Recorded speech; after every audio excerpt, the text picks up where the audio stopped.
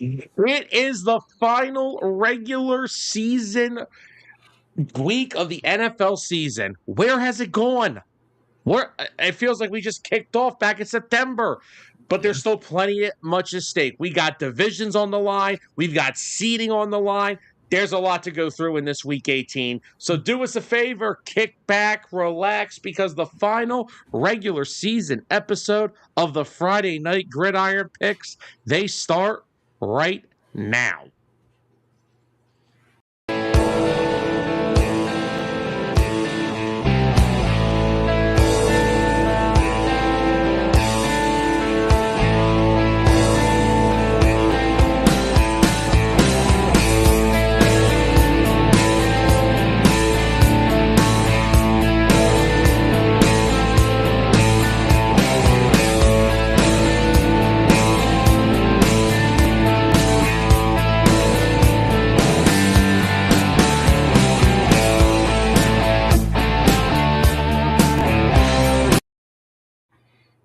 And welcome everyone back into the Friday Night Gridiron Picks, only here on 609 Sports Talk Radio, coming at you guys live from Hamilton, New Jersey, the show that gives you all the picks, matchups, predictions, and everything you need to know about each week in the NFL season, and also some college football. But they're going to wait till Monday on Unbiased to get talked about because that's going to be a major headline heading into next week. So we'll get to that later. This week, though, Week 18 of the NFL season is on the docket for tonight. As always, Sam Nelson, Tyler Adams. Tyler, Happy New Year. Happy New Year. And we've made it a day. It's a full day down, and we're getting through the second day. Oh, yeah. So, look, we got a lot to talk about. Big matchups tomorrow night. NFC South, number one seed in the NFC tomorrow. AFC South, and apparently, and big time, the number one seed in the AFC still up for grabs. So, before we get into our picks, I'm going to give everybody what we're looking for going into this weekend. I'm going to give you the scenarios, and then we can all go from there, because good luck trying to follow all this crap. So, we have a lot of things at stake this weekend. Let's start with the number one seed in the AFC. Here's how, so the teams that are vying for the one seed: Broncos, Patriots, Jacksonville Jaguars. Yes, because when the season kicked off in September, we all predicted the Jags to be a potential number one seed in the AFC. I had that definitely on my bingo card. So, So we'll start with the Broncos. Now, they play the Chargers this weekend. Chargers have already announced they are not playing Justin Herbert and other key starters. Chargers are kind of just accepting where they are. Here are the scenarios where the Broncos can clinch the number one seed and home field advantage: a win or a New England loss to Miami plus a Jacksonville loss to Tennessee. I don't see either of those happening. Not a chance. Now, let's go down to the Jacksonville Jaguars. Now, the AFC South I'll get to in a second. I want to try to stay on the same rapport here. Here's how the Jaguars can get the number one seed with a win plus a Denver loss to the Chargers plus a New England loss to Miami. And New England, they can clinch the number one seed with a win and a Denver loss to the Chargers. So as long as New England wins and Denver loses, it don't matter what happens with Jacksonville. The Patriots would get the number one seed. Yeah. What happens if New England and Denver wins? And then, I mean, even if Jacksonville wins, it wouldn't matter because both of those teams would be 14 wins. So who would get the tiebreaker between them? Well, Denver gets it with either a win or both of those teams losing. Yeah. So even if Denver wins, it doesn't matter. Oh, so wait, if Denver wins, it doesn't matter if either team wins or loses. They automatically secured. Yes, because there says a win or both those teams have to lose. It doesn't matter if one loses. They both have to lose. Gotcha. So they don't have much stipulations. They just got to win. If they win, they get it done. Even if all three teams lose, Denver gets it. Now, for the AFC South, the Texans can win it with a win plus a Jacksonville loss. And basically, Jacksonville can win the AFC South with a win, a tie, or a Houston loss or tie to the Colts. Now, for the AFC North, basically doesn't matter. Winning, you're in. Yeah. Steelers win, they win the division. Ravens go home. Ravens win the division. Steelers go home. Doesn't matter. Now, let's go down to the NFC. Like I said, let's get all this information out now, and then we'll come back. We'll come back to all our predictions. We'll get to that in a sec. Where would you like to start in the NFC, Tyler? Do you want some NFC South talk, or do you want some number one seed talk? The main conversations, definitely the number one seed, because that's also for the division as well. That is true. So, the Niners can win the NFC West and secure the number one seed with a win. Seattle can also do the same. Well, Seattle can actually also do it with a win or a tie, but let's be real. Mm-hmm. So, another one, just strict to the point. You win your division, and you win the number one seed. Now, for the NFC South, here's where the Atlanta Falcons come into play with this. Oh. Because the Falcons, I believe if the Falcons win out, there would be a three-way tie in certain scenarios. Really? Because, I'm just looking at ESPN. Take it how you will. They have them eliminated already. So is there actually a chance that they could win? No, they cannot win the division, but they can cost the Bucs the division. They can cost them. Okay, gotcha. They can cost these teams the division. So here's how Carolina can clinch the NFC South and make the playoffs with a win, a tie, or an Atlanta win versus New Orleans. Now, don't believe Atlanta winning that is a guarantee. The Saints have played a lot tougher and a lot better than I think a lot of us expected. They have. And for the Bucs, here's where it comes into play. The Bucs, for them to win it, what's up, Dustin? Happy New Year, brother. Dustin. Now, for the Bucs to win the division and get in, they need a win and the Falcons to lose. Mm. So if the Falcons win, the Panthers are in. And the Panthers have to win their game. But for the Bucs, they need the Falcons to lose and they need to win. So each team needs to beat the other. Bucs need a Falcons loss. Panthers need a Falcons win. Okay. But whoever wins on Saturday really don't freaking matter. Yeah. So, Dustin, no disagreement. Atlanta has looked pretty good. And who's under center? I know. Well, okay, hold on. Didn't somebody just put up like 300 all-purpose yards on Monday night? Now, hold on a second. Hey, I saw Bijan say in an interview that Kirk Cousins is the GOAT. All right. I'm sure that can't sit too well with Penix. I agree. And there's one thing that Dustin brings up. Atlanta, it does suck they're eliminated, but it also sucks that they can still impact this. Yeah. Like, it's crazy.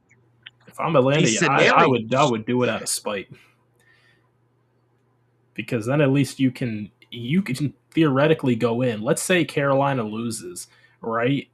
You technically have a three-way tie. You just lose every tiebreaker.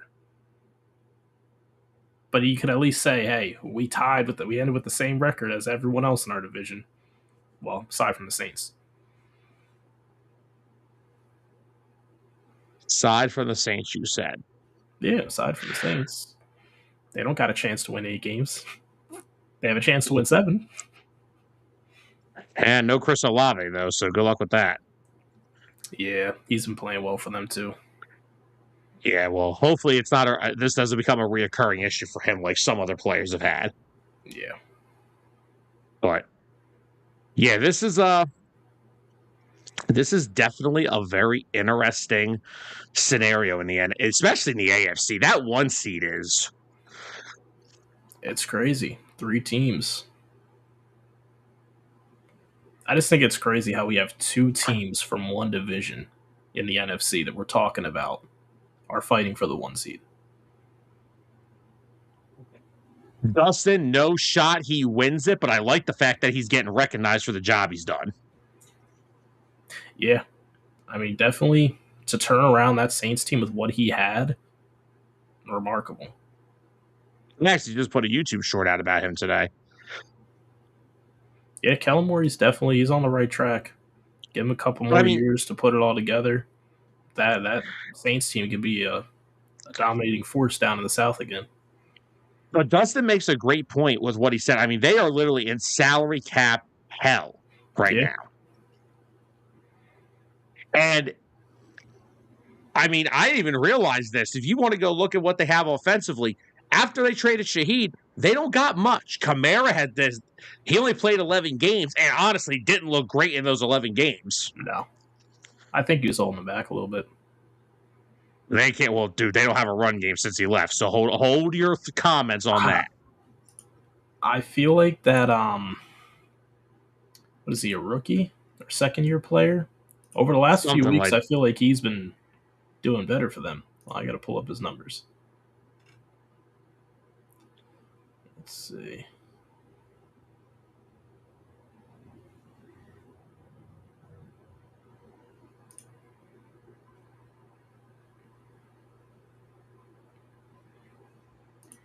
No, who is it? He's on IR. No, who's good luck with this. Hold up. Figure this out real quick. Let's see. Most recently played that game.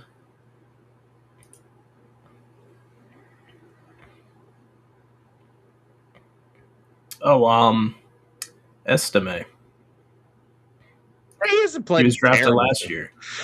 He hasn't really been given like too many opportunities from last year when he was with the Broncos to this year with the Saints. I mean, he's got solid production when he's given the opportunities.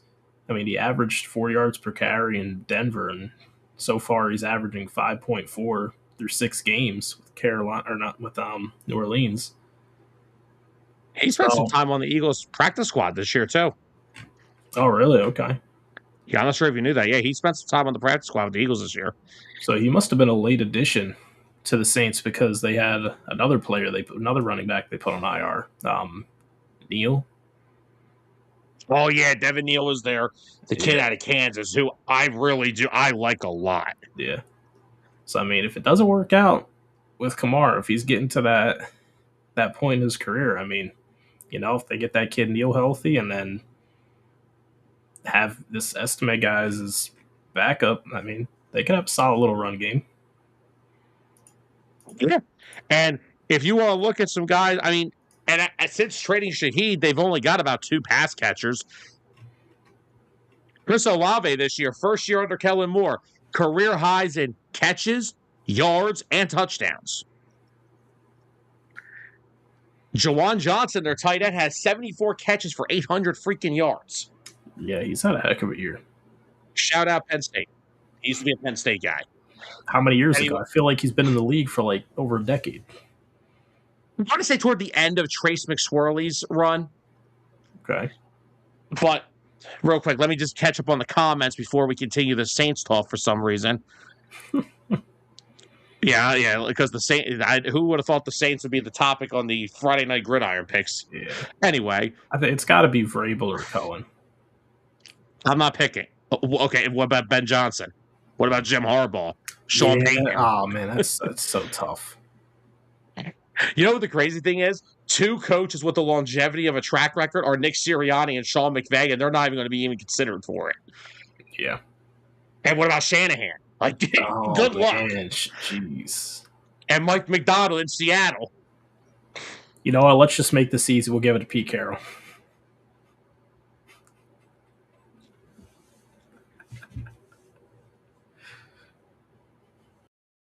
We're not doing this here. He can let himself back. We're not doing this here, okay? We're not doing this here. Oh, here he goes. If you anyway, the other side. Yeah, more like the other side of your camera. Real funny. Anyway, Dustin also said Tyler. Yeah, and also that was something else I wanted to bring up. And honestly, I'll go a step deeper. Tyler Shough and Spencer Rattler didn't look awful this year. Like, they both look like they could play a little bit.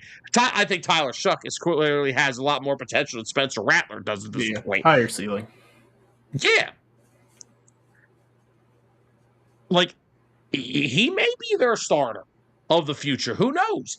Like we said, we are seeing the definition of quarterbacks and coaching this year. What quarterbacks fit systems? And if Tyler Shough fits what Kellen Moore wants, then guess what? You're going to see this continue. No, unfortunately, we cannot have Kellen Moore back. I wish we could. Yeah, let's ask him to take a demotion. Yeah, right. What's up, Mikey? What's up, Mikey? Yeah, Mikey, in some scenarios this weekend, the last game does matter. Dustin said, I know this is off topic, but thoughts on Indiana blasting Bama? Ha. And ha. Called it.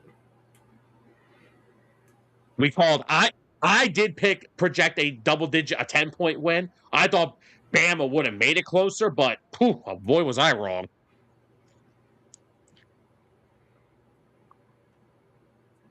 Yeah, Dustin, I think one of them probably will because they're the newer coaches. They're the hot commodity. That's probably what puts them in being the favorite. But man, I can't take away what some of these other guys have done.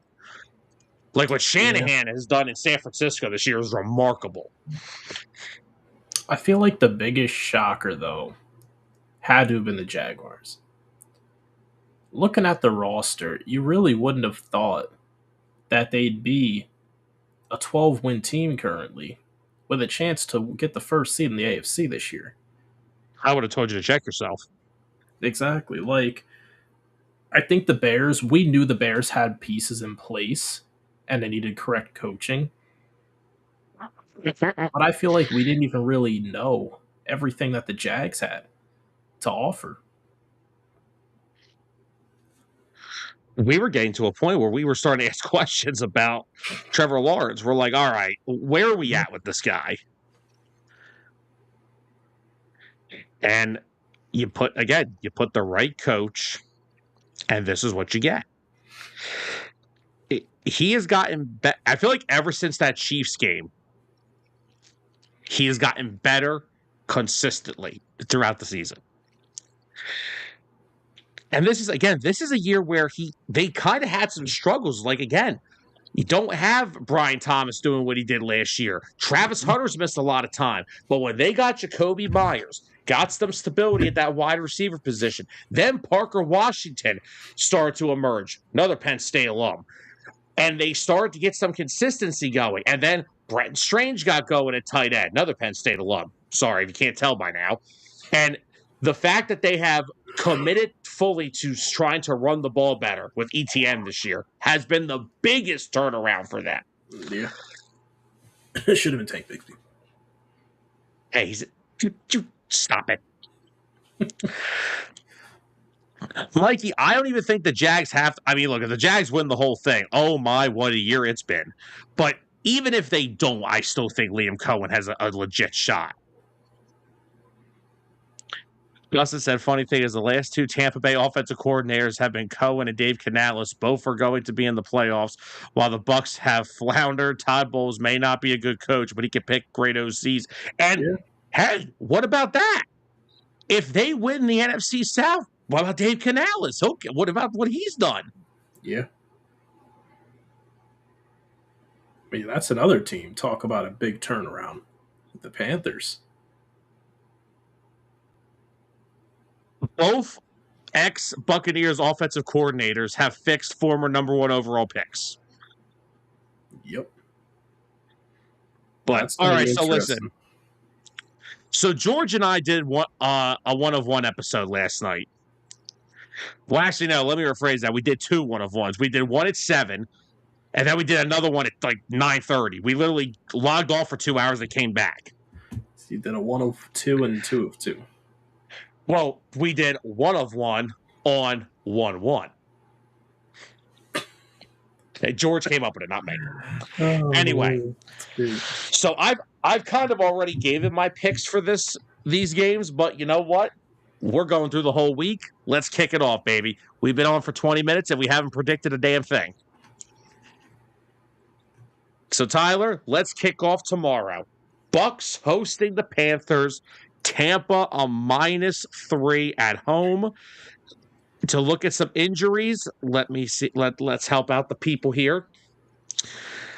Carolina's looking pretty solid in terms of health. Only guy that it looks like they may be questionable is Tershawn Wharton, their defensive tackle. He is questionable with that hamstring injury. Tampa Bay, on the other hand, is down Jamel Dean, who is one of their top corners. Zion McCollum, of course, is on injured reserve, another one of their top corners. But they are getting a little bit of reinforcements as Kalijah Kancey is expected to be activated from injured reserve for this game. So, Tyler, NFC South on the line in Tampa Bay. How we feel? With the South on the line, I love how the Panthers have played this year. Buccaneers have had a lot of adversity to go through, a lot of injuries to key players. I feel like they're finally back to a healthy enough place to where they'll be able to go in, defend the home field, and secure that division title. So you're going with Baker and the Bucks. And I think they got a sour taste in their mouth, you know.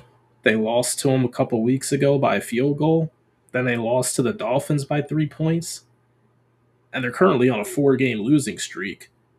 And all of those games, all one possession, almost all of them within a field goal, except for the Saints, which they lost by 4. So, yeah, they haven't played well recently, but I still think the experience of Baker Mayfield, the level that he can get to when needed. I know he's thrown a lot of interceptions over the last 4 weeks as well. I think he can clean it up. Hopefully they get some better production out of Bucky Irving. Hopefully he gets more comfortable in his return from injury. You got Mike Evans back. You got rookie Ibuka out there. Now's your chance to try to make something happen. Okay. Dustin's going with Carolina. Mikey is going with Carolina. Yeah, sorry, Ty. You're on your own. I'm going with Carolina on this one. Hey, man. I'll be on my own. I know. You're holding your head high for your CFB predictions. We know. Yes, I am. But like, here's the thing. I don't trust. Like, look, the Bucks. I'm sorry, injured or not, they're giving me a lot of 20. People kept. We had to listen to Eagle fans. Oh, it's 2023. They're giving me those vibes right now. Yeah, I mean, it is crazy me going with them, and they've won 1 out of the last 8 games. They're 1-7 over the last 8 games. It's a tough sell. You are aware that there's only 2 teams with a worse record in that stretch, right? The Cardinals, the Jets, and the Cardinals. No, it's the Cardinals and the Raiders. Oh, okay. Wow. Congratulations, Jets. You're not in the basement. You know what? Hey, I'm gonna be the outsider. I love what the Panthers are doing. I'd love to see them get the win. Something's telling me Tampa Bay is going to win this game. Well, home team and more experience in this area. I can understand it. I can understand where you're going with this. It's first of all, both these games on Saturday are toss-ups. Yeah, it's going to be close. There is no blowout either way. It will come down to one possession. All right. Now let's go on to the big one. Saturday night, the San Francisco 49ers and the Seattle Seahawks. Seahawks are -2.5 on the road. Wow. Let's go looking around here. Seahawks, offensive lineman Charles Cross, as of right now. Let me make sure this is actually a fresh injury report. It is. He is out this week. Ooh, that is not good. So that's a big loss for Seattle. Let me go back to the injury report here. Score Mobile likes to take you out of it. And safety Kobe Bryant is doubtful with a knee injury. So a couple banged up Seahawks. For San Francisco, defensive lineman Keon White is questionable with a groin injury. Ricky Pearsall and George Kittle are both questionable. Pearsall has a knee injury. Kittle, of course, has that ankle. I'm expecting both of them to play. Upton Stout, questionable with a concussion. And Trent Williams injured his hamstring on Sunday Night Football last week, also labeled as questionable.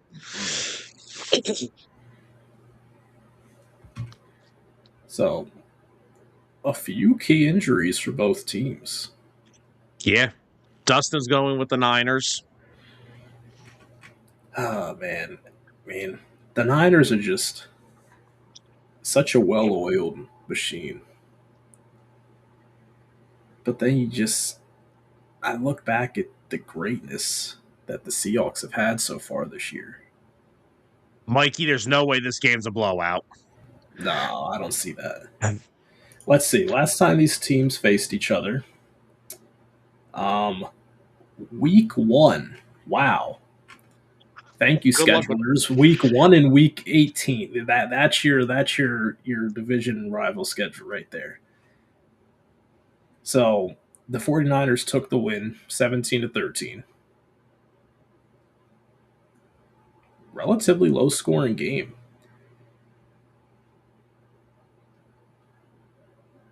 I don't know if this one's going to be a shootout. No. I know both teams have kind of they've had some shootout games in their last few weeks. But I don't think this one's going to be like that. Honestly, Seattle 7-1 on the road.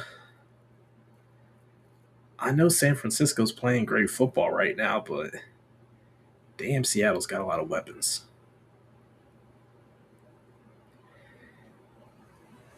I want to pick Seattle, but there's one condition, and it has to be Sam Darnold, no more than one turnover. Agreed, because, well, hey, this ain't going to be made for Brock Purdy, because both of them do have a habit sometimes of giving the football up. The one thing that I give Seattle the benefit from. Now, last week we did see San Francisco was able to go out and score with a top offense. Yeah. They're not going to win this game like that because the Bears, their defense creates turnovers, yes. They are nowhere near the physical defense that Seattle is. Mm-hmm. And even if Trent Williams plays, he's not at 100%. Yep. That defensive line, that entire defense just is physical in Seattle. They have they play a different physicality than the rest of the league on the defensive side of the football.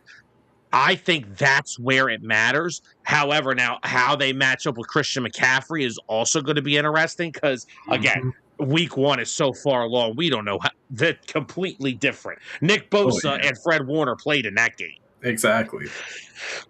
There was a stronger 49ers team. Yeah, but you know what? I do like Dustin's point, what he said earlier. The Niners are playing some of the best football in the league right now.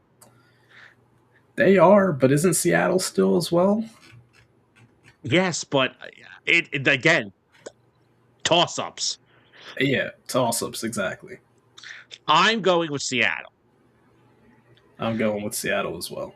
Both teams are on a 6-game winning streak. There's really not much to separate the two. There really isn't. This is supposed to be the Rams year, and how they got to deal with both these teams. Yeah, right. Rams are finally back on track. Oh, you other got 2 other teams in your division that are going to give you a run for your money.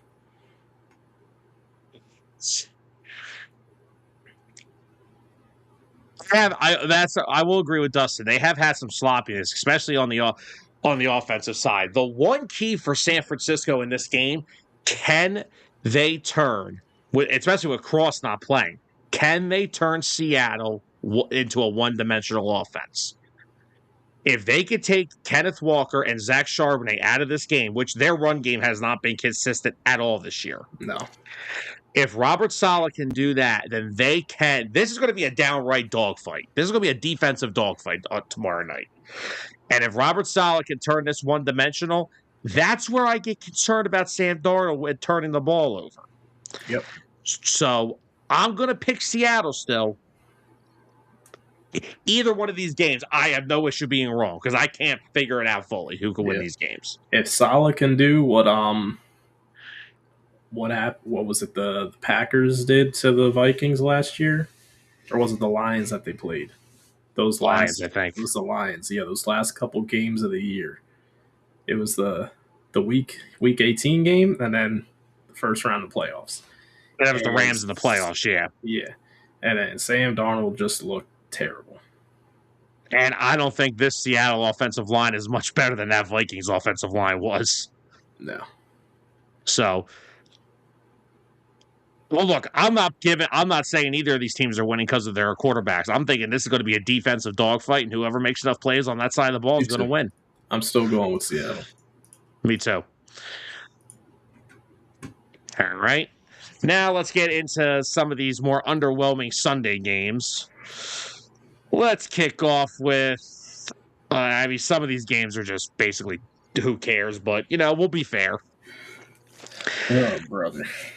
Yeah, I know. Packers and Vikings. Vikings, I forgot to look at the spread.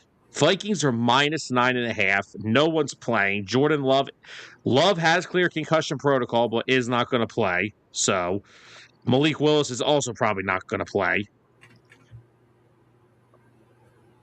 J.J. McCarthy is back,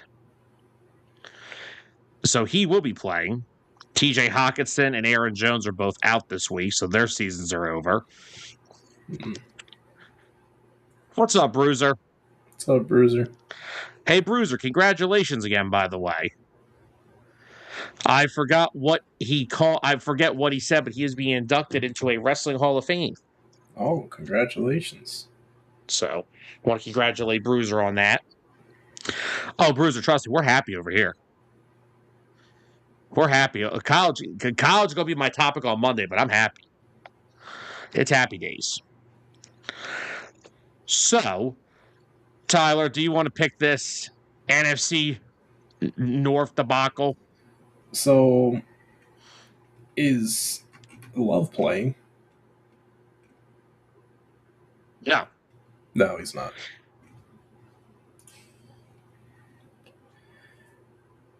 I mean, yeah, I think I'm in the same boat as Dustin. Packers already clinched. There's nothing really left to play for. Your seeding, it is what it is at this point. The Vikings will probably win. Get to that 9-win mark. If they don't, I'm firing somebody. Great. If they lose, then I think Kevin O'Connell may get fired. Yeah, you can't lose against the backups. I'll go with Minnesota. All right. Next up, Jags -13 at home against Tennessee. I'd hope the Jags win the game. Because if they don't, then there's something wrong. Well, dude, they're playing for the 1 seed, so exactly. You're playing for the 1 seed, and it's the Titans. Please give me the Jags in this one.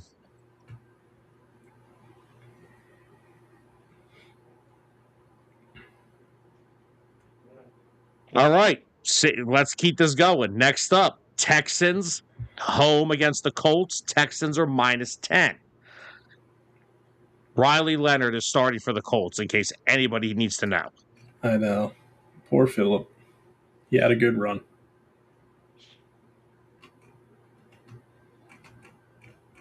Dustin, as much as I like Mike McCoy, I'm not doing this. I'm not doing it. No. I'm not over. The Titans are not just going to miraculously learn how to play dominant football to beat a team like the Jaguars.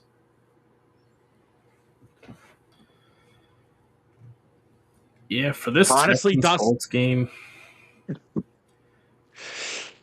Texans are really hot. That's right, and that's why I'm making this comment. Yeah, like I get what you were saying before about the 49ers. The Texans are a different level of hot right now. I don't want to play that defense in the playoffs. Me neither. 8 wins straight. I'll say this again. Their defense and the Eagles' defense are the 2 units that no NFL team wants to go up against in the playoffs. Agreed. Offenses aside, both those defenses, they'll keep you in the game and make it close.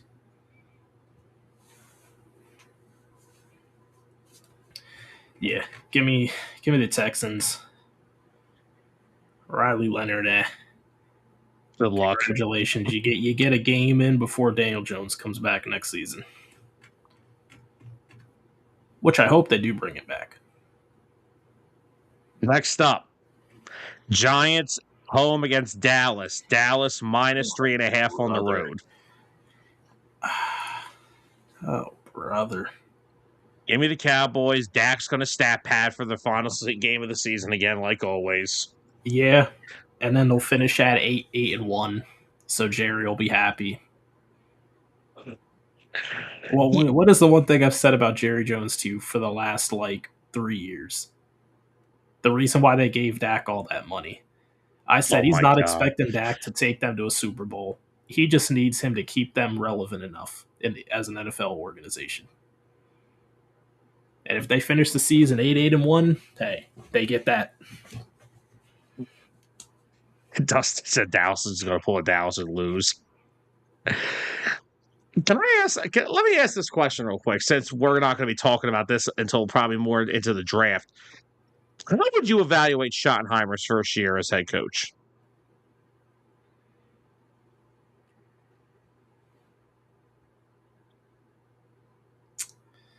I mean, if you want to look at something for being the offensive-minded head coach, go look at the year Javonte Williams has had.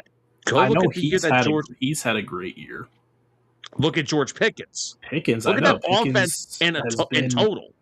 Yeah, Pickens has been their best receiver this year. And CD even still has over 1,000 yards. Yeah.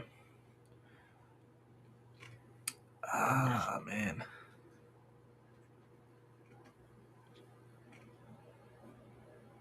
It's tough because, so obviously there's a glaring need for the Cowboys. This is where I'm at. And it does not get any easier because the work that needs to be done is on the defensive side of the ball.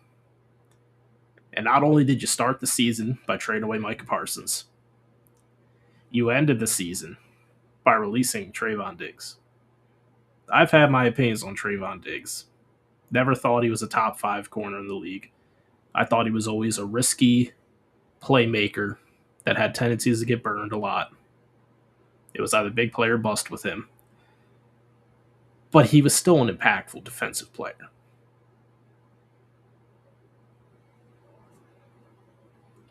So, I don't know. I don't know what the Cowboys are doing.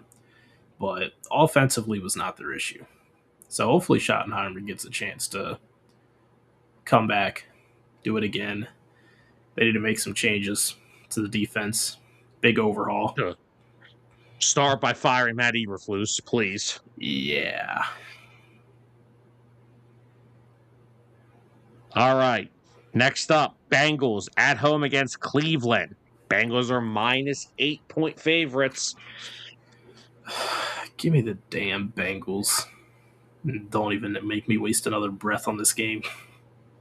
I'm going to go with the Bengals, but I'm not done with this game. Answer me your question. Does it happen? He's getting the record. Okay. With how bad, god awful that offensive line is, I swear if Myles Garrett does not get it, it's rigged against him. Agreed, because that Bengals offensive line is god awful. All right. Falcons at home minus 3.5 against New Orleans.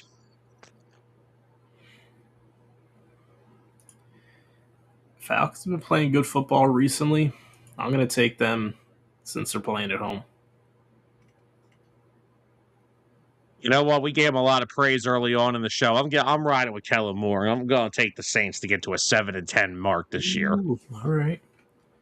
Just don't throw the ball near Xavier Watts, please. Or Jesse Bates. That is also true. Hey, Xavier Watts tied a Falcons rookie record for interceptions in a season. Do you know who the other one was? It's a Falcons rookie record, not an NFL. Just the Falcons.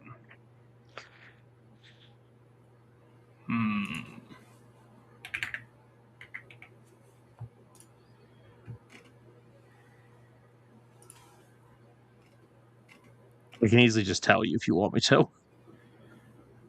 I'm trying to think. Was it... Deion started his career in Atlanta, didn't he? There you go. Oh, it was Deion. Some elite company. Some elite company.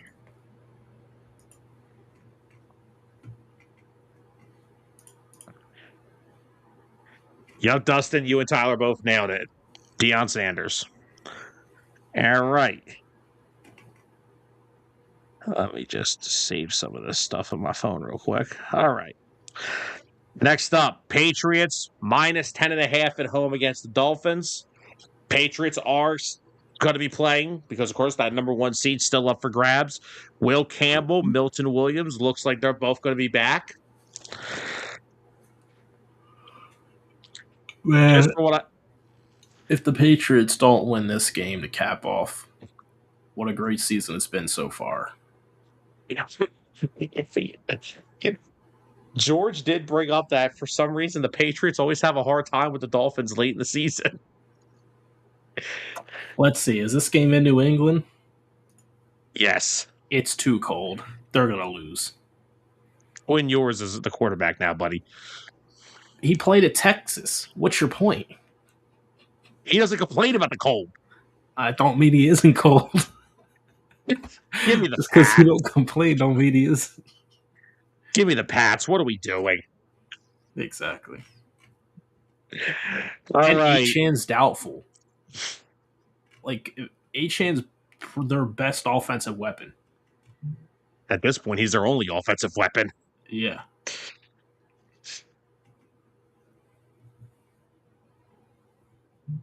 Next up, Rams at home against the Cardinals. Rams minus 8.5. Are the Rams resting anybody? Doesn't look like it. What seed are they playing for still? Nothing. They're kind of set. Really?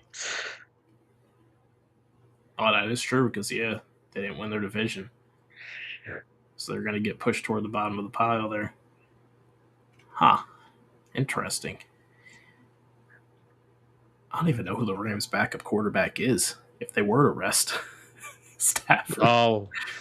Oh, yes, you do. Do I? Oh my gosh. He's still in the league. Yes, it is. Wow. You see who their third string is? Yeah, freaking Stetson Bennett. Isn't he older than Jimmy Garoppolo? He might be close to it. Wasn't he the oldest college quarterback to get drafted? Garoppolo's like 6 years older than him. No. Well, he was until Diego Pavia showed up. Yeah, good point. Why are we still on this? Give me the Rams and the Cardinals. The Cardinals deserve this and deserve every losing season they get because it looks like Jonathan Gannon's coming back next year. They deserve every loss they get. I don't like that at all because they'll give Gannon another chance. They're going to let him draft the quarterback in the draft this year. And then the system's still probably going to look like it's trash because it's Jonathan Gannon's system. It's not even his system. He's a defensive-minded head coach, and their defense stinks. That too.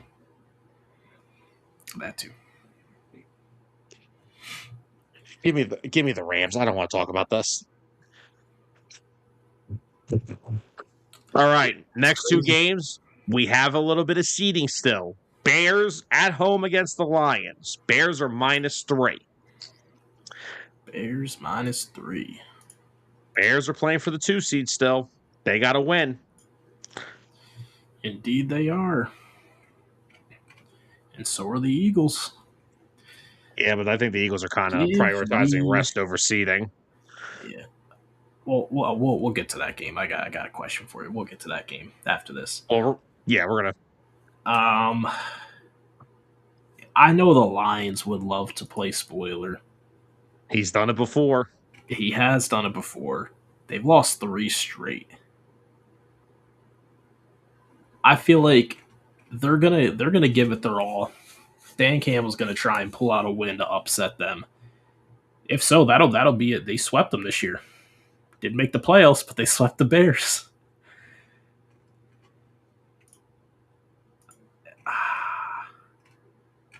I just don't know if I can trust them to finish the game. You know what? Give me the upset. Let Dan Campbell have his moment of, I still got your number, Ben Johnson. Oh, that's who you're going with here? Yeah, that's who I'm going with. All right. Dustin's going Lions, but the Bears still get the 2 seed. Mikey's going Bears. So let's get into that Eagles and Commanders game. Eagles are -4 at home still. No Marcus Mariota for the Commanders, so Josh Johnson is starting. Tanner McKee will be starting for the Eagles. Most likely will not see the likes. Well, Dallas Goedert's already not playing. Nakobe Dean's out. Lane Johnson back at practice, but he is out. Yeah. Jalen Carter is out. So I see resting some starters. Who should we expect? Jalen. Saquon. Wait, as far as like resting guys, this is who you're listening Yes. to? Okay. Jalen, Saquon. Here, I'll pull up the Eagles. I'll tell you who's already out for the game because these guys have popped up on the injury report. So I'm not too concerned about it. I'm assuming Phillips. Yes, Phillips is out as well. So, Oh my God. Trying to think here. I'm scared. We're going to see Sidney Brown out there. You know what? Bench all the defensive starters. Can't have them on the field with him. Yeah, with this friendly fire. With them. With this friendly fire, moron.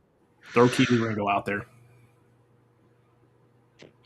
Yeah, Keely's probably going to play. Ja'Cory and I would say Quinyon and Coop are probably not going to play. I feel like they would see limited snaps. Maybe. Because it's not. The Eagles didn't come out and say we're resting all of our starters. They said some.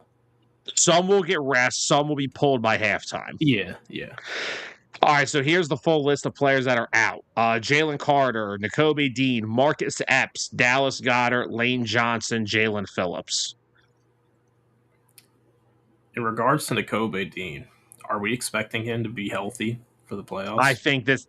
Hopefully. I mean, I don't know no hamstring injury that lasts that long. Hey, ask Keenan Allen. He'll tell you how long they last. Keenan Allen plays through them now. True. So Yeah, I'm expecting some guys will have to play. Some guys will play limited snaps. So, I can't wait to see a big Tank Bigsby game. Let's go. Man, you'll get Will Shipley and you'll like it. You know what? Where's AJ Dillon at? He's probably going to be active. So bring him out of the woodworks. Throw him out there. I'm tired of Will Shipley. I'm sorry. I don't mind Will Shipley. I can't justify him getting snaps over Tank Bigsby. Yeah, not on like 3rd and freaking 5 or 3rd and 6. I forget what down it was. I know it was 3rd down. They freaking put him out there. I was so upset. I was like, are you kidding me? This is the moment that Tank Bigsby lives for. And shout out to Dan Quinn. They're going to get their revenge. Crybabies. Yeah. You know what? I hope that we run up the score with our backups. I hope Tanner McKee dominates this game. Oh, yeah. But, Dotson's going to play a lot. I wonder if Devontae Smith plays because he only needs 44 yards for 1,000. I feel like they're going to leave that up to him.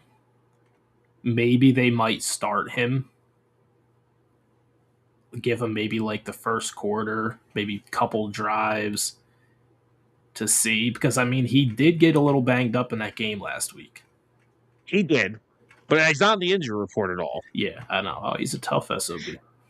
He's a skinny kid from Bama. Of course he is. Mm-hmm. Man, could you imagine that?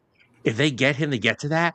2,000-yard receivers, a tight end with a career high in touchdowns, a running back who's still top 10 in rushing, and a quarterback who's emits a new career high in passing touchdowns. We're never getting rid of Kevin Patullo. Oh, you guys are all looking. You guys got dumb now. Our offense was still better last year, Kellen Moore. Yes, because the 5 idiots up front did their job every week. All right, Sam.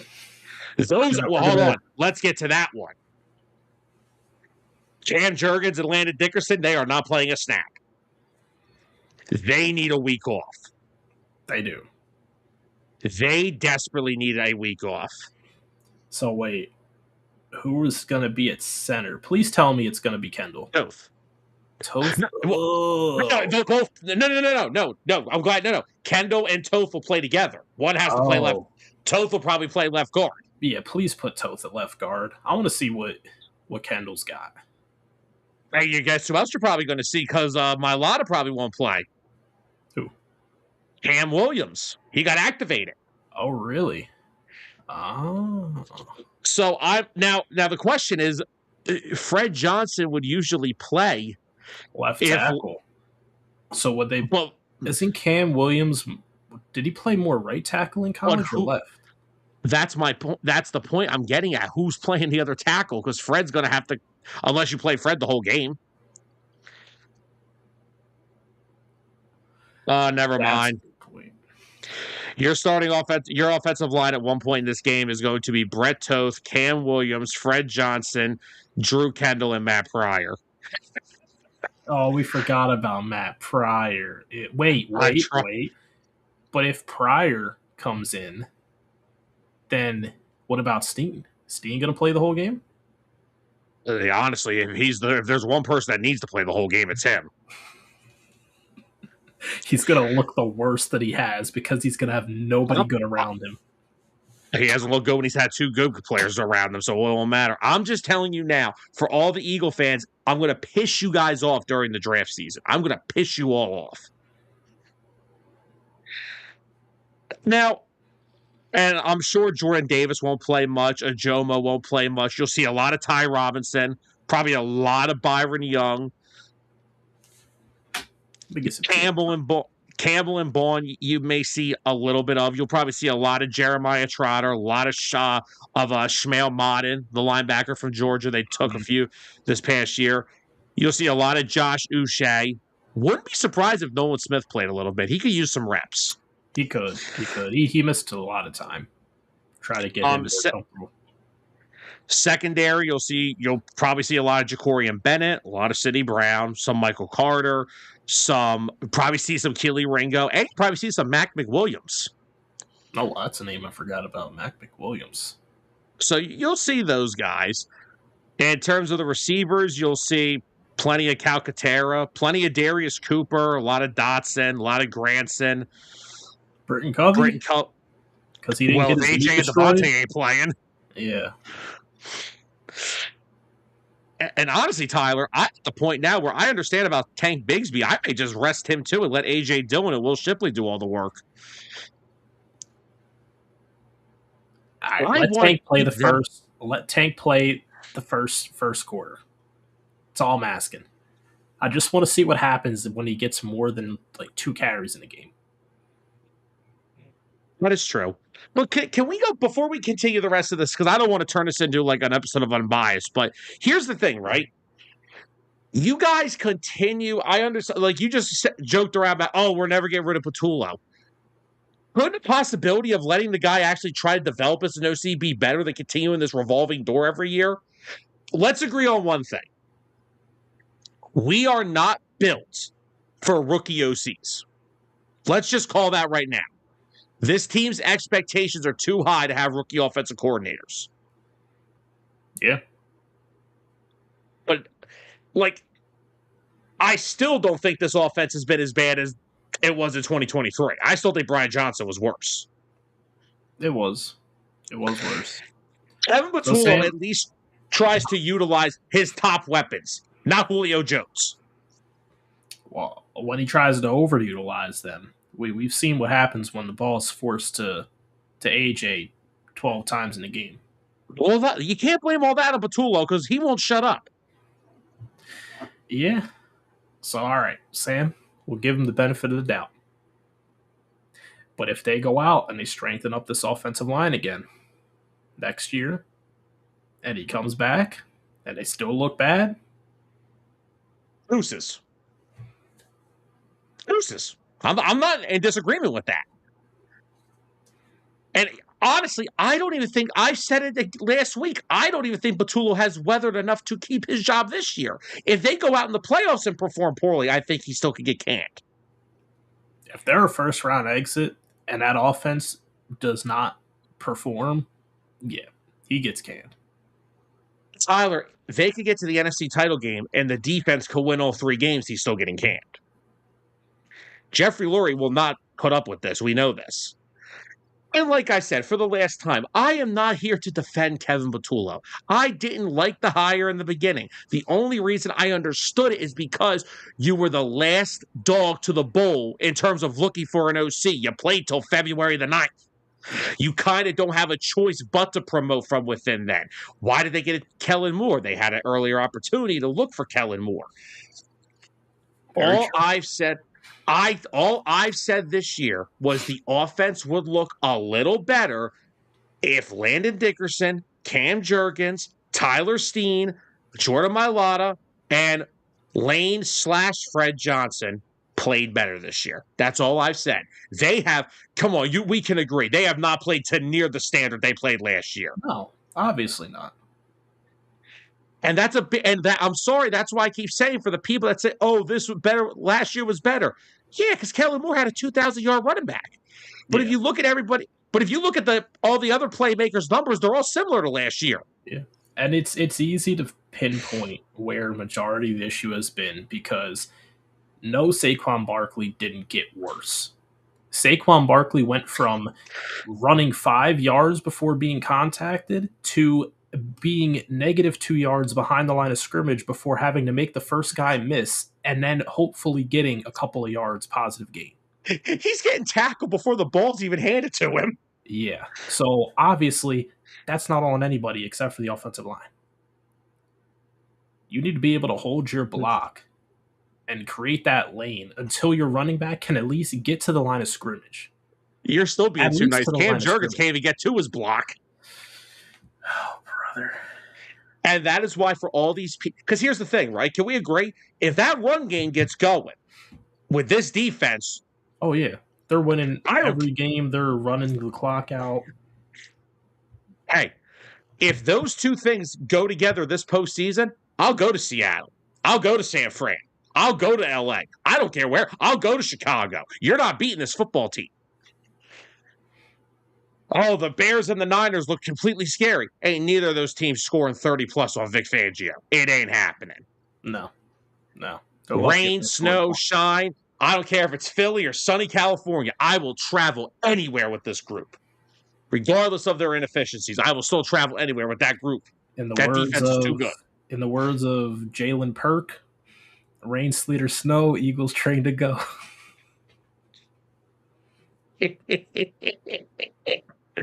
All right. Tyler, how do you feel about the Eagles and Commanders game? We went way too deep into this. We did, but hey, go Birds. Go Birds, baby. Even with the backups in, they're still winning. Because essentially the Commanders are just playing backups anyways, so. Could you imagine I do this right here. I wanna see this happen. I hope this happens. Yeah. He's got no injury designation. Let him go out there, let him hit that number, and then you can pull him. Now, Barkley also has like a $200,000 incentive as well for something. I just want to point out something. I understand where Dustin is going with this. Remember, Josh Sweat had an incentive last year that he did not hit. I was going to make that point too. And they still paid it to him. The Eagles front office has always been very good about helping players who just missed those incentive marks. And especially if it's a game where they want to rest him, like if they say, hey, we really don't want you to go out there and play in this game, we'll still let you hit that incentive. They're one of the teams, one of the few teams that will do that for their players. And that's why players come here, because Jeffrey Lurie is that type of an owner. Yep. Remember last year when we were having that big debate, oh, we have to go for the record. And I said, I don't care about the record. I care about winning a Super Bowl. Yep. Oh, well, the Super Bowl is not guaranteed. Oh, well, guess what happened last year? With the way that offense was playing and he was playing, it was guaranteed. But I'm going with the Eagles, too. I think the Commanders they'll come out for their revenge. And if they win, oh, wow, they got revenge. Congratulations. We could win this game just off of our defense shutting them out. Just think about that. Nice 3-0 win. I'll take it. Oh, my gosh. But now, Brian and I have been talking, and Brian and me don't agree on nothing. If Tanner McKee comes out on Sunday, throws for like 250 and 2-3 touchdowns, we already know what's going to be the conversation next week. Oh, brother, it's going to be... It's Nate Sudfeld over Nick Foles all over again. The Eagles have a quarterback dilemma. Again. Anywho, we only got a couple more games. Let's get through these. Let's get our game of the weekend. Bills at home against the Jets. Bills are -7.5. Last game in that stadium. Oh, so this is our last game in that stadium. Yes. I thought that last one was against the Eagles. Nah, we spoiled that. Even though we didn't, we still spoiled it. Who cares? Oh, so there we go. The NFL helped them out during their schedule making period. They gave them the Jets as the last game. All right, helping them out last week. Who you kidding? Give me the Bills. The Bills. It's by a long shot. Okay. Are you ready? Chiefs at the Raiders. The Chiefs by a long shot. We get to watch Chris Oladokun against Kenny Pickett. What did you call me? I don't know. I guess that's how you pronounce his name. I don't know. You called me an Oladokun? Yes, I called you fat in Chiefs terms. Wait, he's the Chiefs quarterback? Yes. I thought he was a Raiders quarterback. Now I'm no, all over. No, he's going against Kenny Pickett. Oh, Kenny Stinkett, yeah. Don't we just vote a tie? Wow. Yeah, Chris Oladokun. Wow. From South Dakota State. Oh, boy. No, it's not going to be a tie, but the Chiefs will win that game. Somehow. Some way. They'll win that game. I can see it.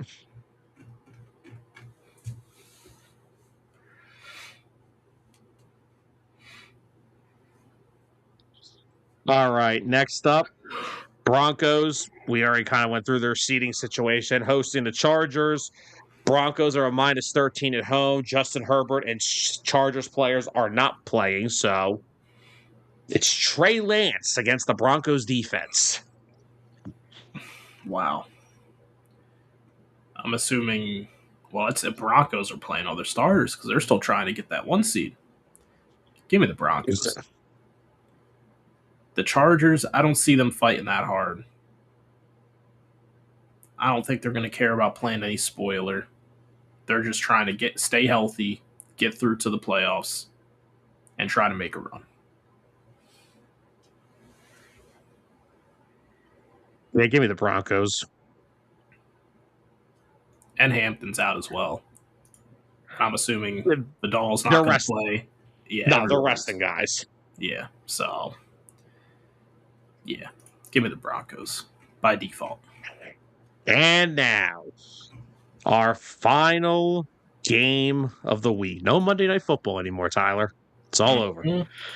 The Ravens. I almost said the Raiders. The Ravens on the road in Pittsburgh for the AFC North. Ravens are -4 on the road. Just to give you a little insight, Lamar Jackson will be playing. Marlon Humphrey is questionable with an illness. Rashad Bateman is questionable with an illness. Guys, if you're sick, stay away. And for the Steelers, no DK Metcalf, but TJ Watt looks like he will be back this week. That's a good boost for them. But how is he 100% is the question.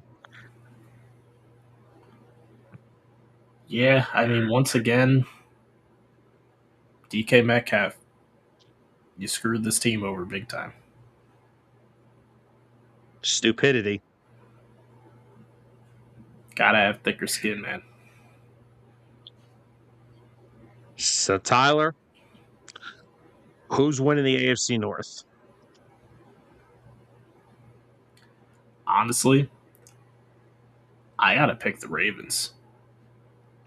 I picked the Ravens last night on 1 of 1. I just the Pittsburgh offense just isn't as good without DK Metcalf. People can criticize him all they want. Is their leading receiver, had 850 yards on the year. I mean, that's a big piece to just pull out of your offense and expect it to still perform. Yeah. And with the way Derrick Henry's been getting on, catching fire lately, he's gotten caught more than fire. He's caught half the earth. Yeah. Let's see. Last 4 games. One of them against Pittsburgh. They lost by 5. 94 rushing yards. Blowout win against Cincinnati. 100 rushing yards. A close loss to New England. 128 rushing yards. Against a good New England defense, too. And a Green Bay defense who I've been clamoring have been really good against the run this year. Let him run for 216. So, with Lamar back, Henry playing the way he's playing, this Ravens team has come a long way this year from those early injuries and all those early losses. I think they're going to pull off that win in Pittsburgh, win the division, move on to the playoffs, and I think they'll make a little bit of noise. Definitely not the strongest team in the AFC, but definitely one to watch out for. Not the strongest Ravens team either. Yeah. I also forgot about the Steelers being down Darnell Washington for the rest of the year, too. They still got Jonnu Smith and Pat Freiermuth. They do, but Darnell Washington brought like a different physicality to their offense because of how. Oh yeah, we know the physicality he brings. Yeah. Speaking of which, Tyler, unless Jonnu Smith gets 200-something yards on Sunday, you know what? Hey, no DK Metcalf, line him up at wide receiver. Tyler's trying to save that $5. Oh yeah. Oh yeah. All right, Tyler. Game of the week. Game of the week. I think this is a very same. We're going to Saturday night prime time. Yup. Seattle, San Fran. Yup. Almost a 50-50 matchup. We brought up many good points of who could win that game. And we both picked Seattle, but it's not as simple as that. Both teams playing great football, 6-game win streaks. So far, San Fran holds that little division rivalry, 1-0 against them from week 1. But both teams have come a long way since then. I still think Seattle is a better team. I think the aggressiveness of their defense is going to give them the edge. I think they'll be able to fluster Brock Purdy a little bit, make him make mistakes. And if we don't see, I know you said that Kittle's likely to play. It's not going to be 100%. And the same with Ricky Pearsall as well. And Trent Williams. I really am excited to see Diamador Lenore against JSN. Ooh. That's going to be a matchup. It will. Lenore is good, but I don't know if he's good enough to stop JSN. I'm not. Who has been good enough to stop JSN? Exactly. I'm not saying he's going to stop. I know someone who will be if they get to play each other in the playoffs. Send him to the Bay, to the Bay, Guantanamo Bay. Oh, okay. I see where you're going with this. But all right, everyone. Final regular season show of Friday Night Gridiron Pix. Does that mean it's over? Heck no, it doesn't mean it's over. We still got the whole NFL postseason to go through. Oh, yeah. But this was our final regular season episode. Yes, we did start this show late into the season, but it's been an absolute ride to talk about football every Friday night with you guys. Want to throw out a shout out to everyone who threw some comments in the night. Dustin, Bruiser, Mikey, you guys throwing the comments in, talking some football with us. Enjoyed every single bit of it. So, guys, thank you all for joining us. Enjoy the final regular season of week of NFL football. Because before you know it's going to be Super Bowl Sunday and then it's all over. So let's enjoy let's enjoy this weekend. Let's enjoy the playoffs. And we'll see you guys on Monday for Unbiased. We're going to be talking college football playoff the quarterfinal games. We're going to be talking about that. And oh boy, is it getting good. Oh, yeah. So guys, thank you all for joining us. Have a safe rest of your weekend. And we will see you guys on Monday. For Tyler Adams, I'm Sam Nelson. Good night, everybody. The following has been a presentation of 609 Sports Talk Radio.